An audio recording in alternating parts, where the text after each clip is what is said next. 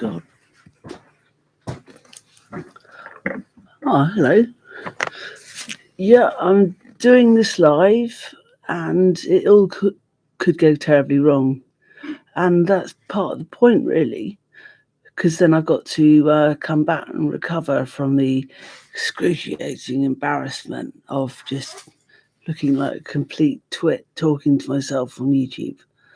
Anyway, here I am, and today there's a nice mist over my camera, and my laptop, I turned it on, was very dull, and all the sound was switched off. So I had to work out what was going on there. Is my laptop about to fall off its perch? I don't know. So anyway, in 2003, I would run from a conversation with a stranger in terror, as my flatmate's just gone off to the gym. And by 2010, I've been doing stand-up comedy for 3 years. I realised that if the stage was higher than that little platform that you could stand on, I was absolutely terrified. And I'd dry up, and then you get this feeling of excruciating humiliation because your inner voice is going to absolute town on you and reminding you, like some kind of manipulative person, of all of your past mistakes and saying, why on earth should I be here? I call it pseudo imposter syndrome because you haven't actually achieved anything yet. But it's the who am I kidding feeling. Like, why am I doing this? And a friend pointed out quite recently that to take up stand-up comedy in order to get over my fear of job interviews, I mean, it was pretty urgent. I had to actually earn a living. So, yeah, drastic action.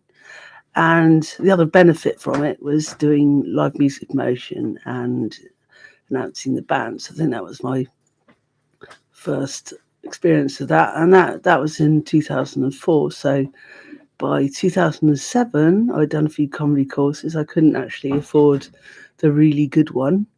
And I won't reveal the name of what I've seemed to have nicknamed that by just mishearing when people say you think you're funny. Um, I heard that differently, and like I heard yesterday, women's jazz, going to a women's jazz session. I heard something completely different. If you want to know what, message me and I'll tell you. I just don't want to get into trouble.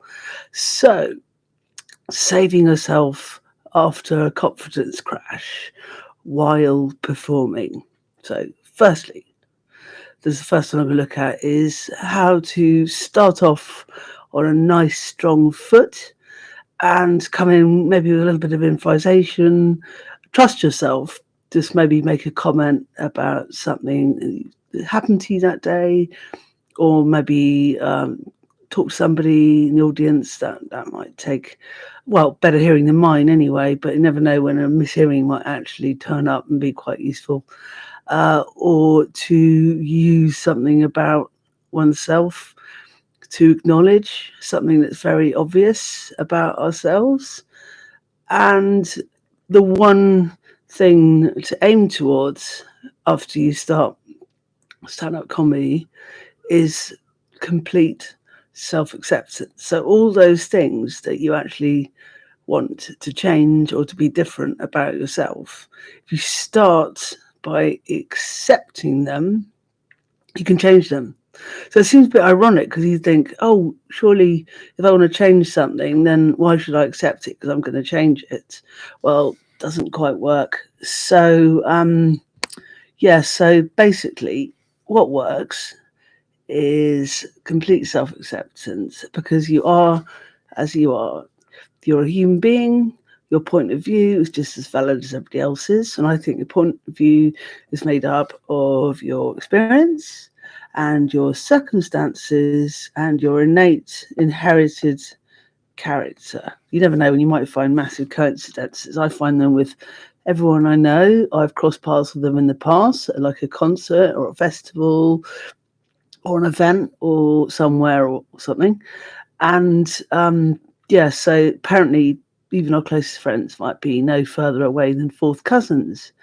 And none of my friends seem to be from the same background as me. So I find it all really interesting. So what I've done is, like, when I get called up, sometimes something just pops up. So my surname is spelt Sweatman the first time, because sometimes when you say something the first time, it's fresh and you get a laugh. But when you try to recreate it, it's never in the present in the way it was when it first just popped up. So I found that when I had to make 5 minutes of material in 2010, then it was just a series of quips. None of them had actually been things I'd written. They'd all been things that had just popped out.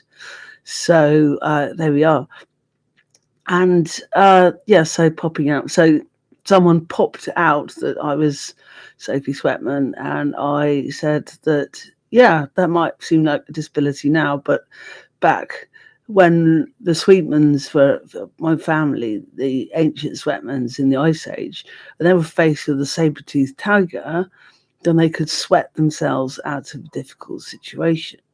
But now in today's day and age, I'd like to go by the name Paspower Woman because, sweat, you don't want that.